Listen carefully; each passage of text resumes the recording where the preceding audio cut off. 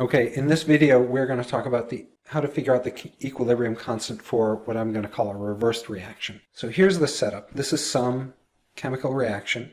2NO on the left side mixed with O2 on the left side as well, and it's going to make 2NO2 on the right side. This equation should be balanced, so there's going to be a 1 here. And they tell you what the equilibrium constant is. And they say, oh, this is the equilibrium constant at 25 degrees Celsius. If you notice, they use K sub P here. The P stands for pressure again. The reason they're using K sub P is because all of these things are gases, so you can basically measure the amount of each material inside of a container by measuring the pressure of each thing. And they say the K sub P for this reaction is 2.4 times 10 to the 12. Now, just to take a diversion, this is an enormous number, right? The equilibrium constant here is much, much, much bigger than 1. That means this side is winning. That means the numerator is winning in our equilibrium constant. So we would say this reaction favors products very heavily because that's a huge number. And what the question is they say, what's the equilibrium constant, or what's the K sub P value for the decomposition of NO2? And here's the reaction for the decomposition. Decomposition means you start with one thing on the left side and it breaks apart into a couple of things on the right side. If you look carefully at this reaction, it's just the reverse of the reaction up above. Let's think about this for a second. The equilibrium constant, or the K sub P for this reaction up above, is going to be concentration of NO2 to the second power, right?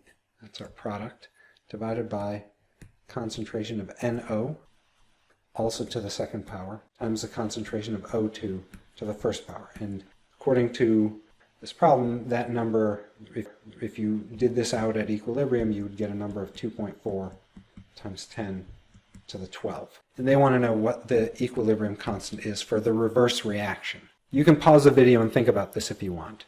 And I'm going to pretend that I'm unpausing the video.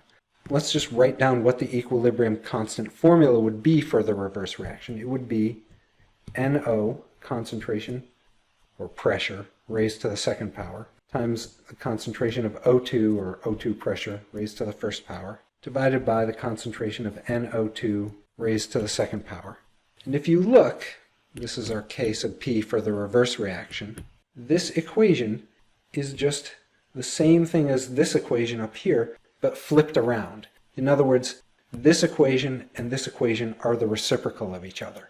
And what that means is the K sub P for the reverse reaction is just going to be the reciprocal of this number. So the K sub P for the reverse reaction is just going to be 1 divided by 2.4 times 10 to the 12. And if you do that out on a calculator, you'll get about 4.17 times 10 to the negative 13.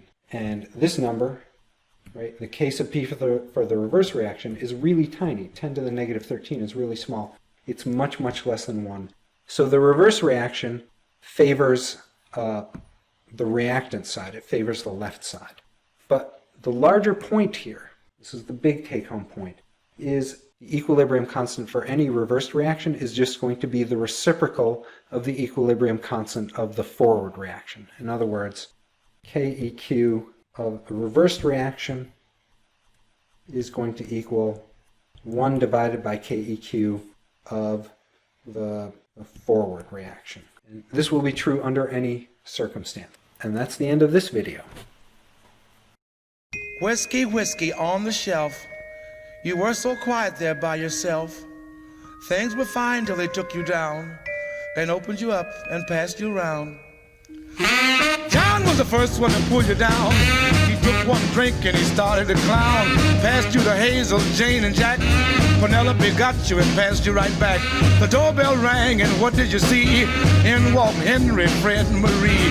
They hit you high, they hit you low, they hit you